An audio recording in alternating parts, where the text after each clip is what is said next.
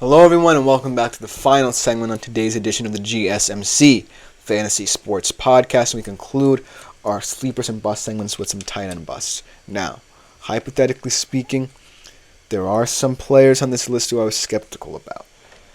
That being said, this is just a quote-unquote projection. This is not me out and out saying, like I said before, these guys will ultimately fail. They'll fall flat on their faces and not perform this season. That just goes to show that in the tight end market, we're more hasty to jump to conclusions about these guys rather than, be patient and see how the tight end market evolves, because as of right now, it's ever evolving.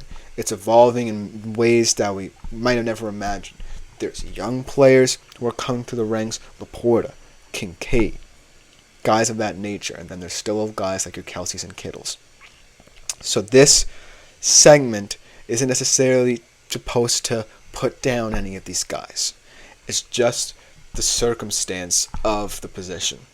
That being said, let's jump right into it. And the first guy you might be the most mad about the included on this list, Travis Kelce. I know it sounds kind of crazy to put him on this list, but at some point you might start thinking about his decline. I know it sounds weird because as long as, him and Mahomes have had this connection, have been with each other, they have produced magic. But at the end of the day, if you're starting to see the ascendancy of these young players, if you're starting to appreciate Laporta and Kincaid more, as we saw in our comments, a lot of players, a common thread line was this younger tight end group who had team money with Dalton Kincaid. Sheppy Sweet Spots did have Mark Andrews, though.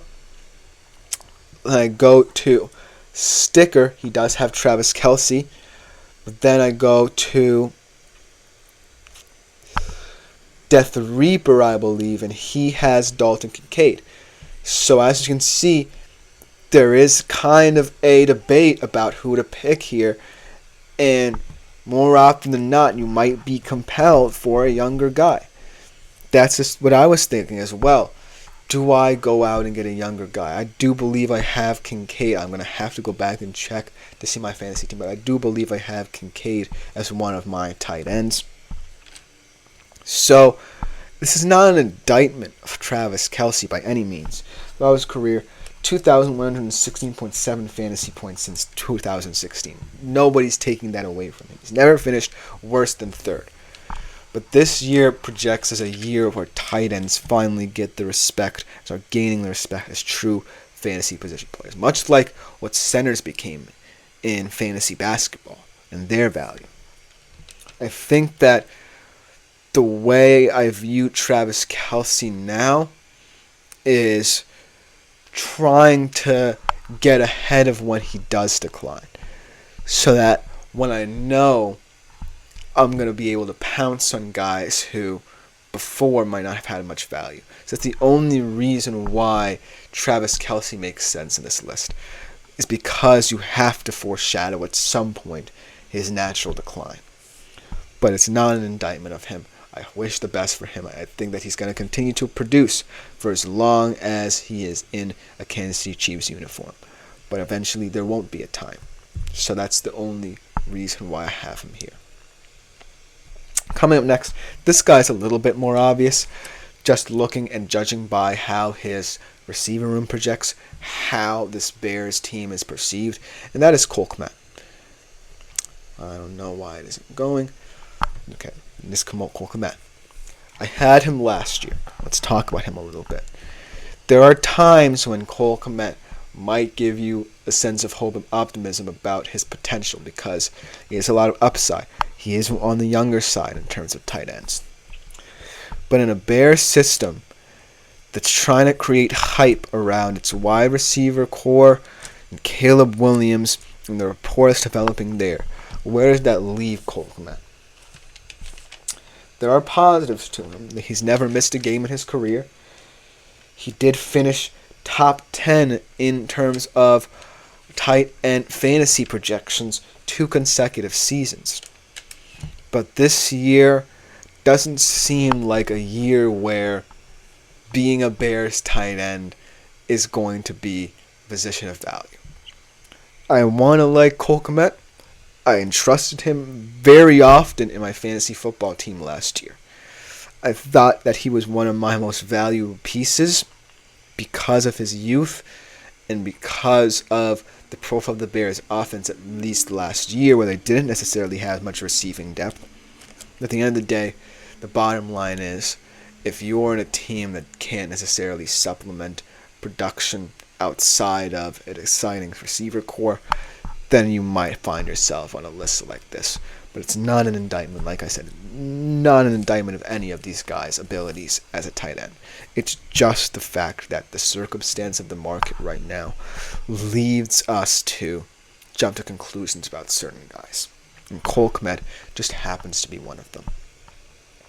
But then to conclude our show with another tight end potential bust, Dallas Goedert. A lot of people may have forgotten about Dallas Goedert. Kind of gets caught up in the morass of the tight end market.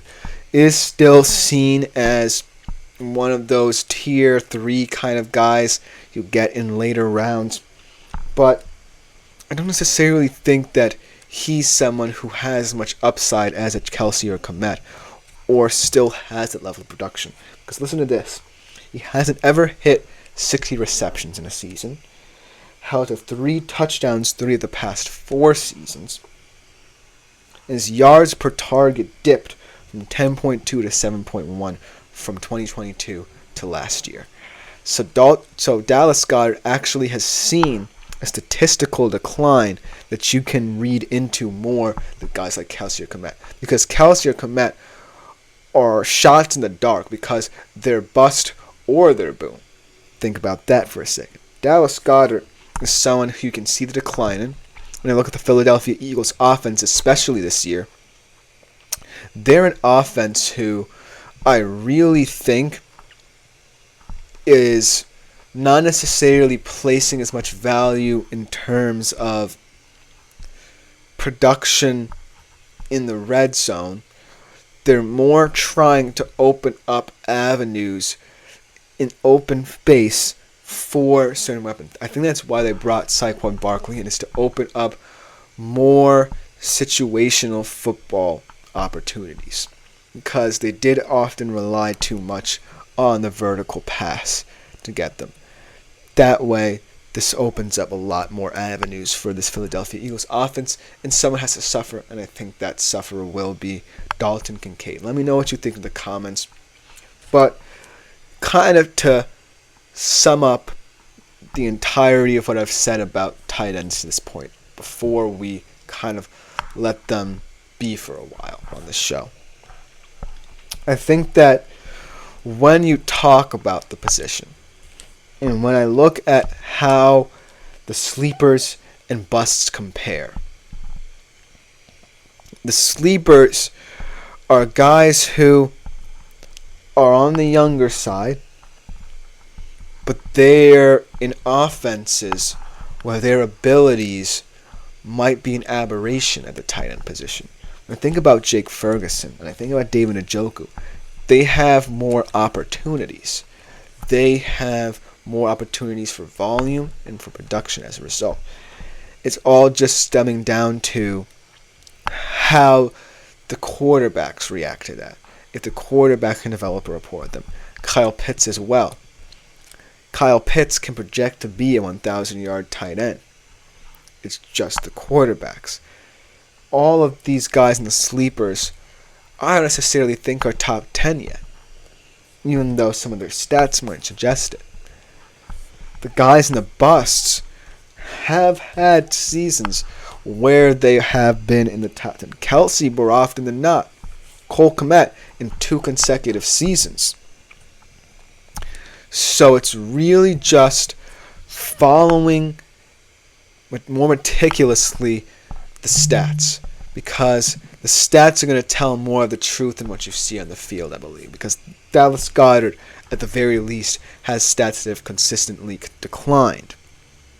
But I feel like you can't necessarily jump to conclusions. That's the overarching sentiment I'm trying to leave you guys with before we end the show. You can't necessarily jump to conclusions about certain positions, especially the tight end position, because if you do, then you might lose out on a guy who ends up becoming a superstar. And that's how it's so hard to gauge. But make of these what you will. In the future, we're ending the show right now, so comments, I will at least take one, but let me know what you think in future shows in the comments. That will just about do it for this show. Thank you all for tuning in. Thank you yet again to all those who commented today. Really appreciate the interaction. Remember to like, follow, and subscribe to the show as a whole. It really helps the network, me and my fellow podcasters as well, and continue, like I said, with making yourselves available to the super chat, super things, and super sticker features on YouTube. They're really a huge part of the show and what makes it so fantastic. Well, that has been this edition of the GSMC Fantasy Sports Podcast, brought to you, as always, by the GSMC Sports Network. I have been Christopher Shepard. Thank you guys for tuning in. We'll be back tomorrow at the same time, 3:30 p.m. Eastern Standard Time, with another fantastic show.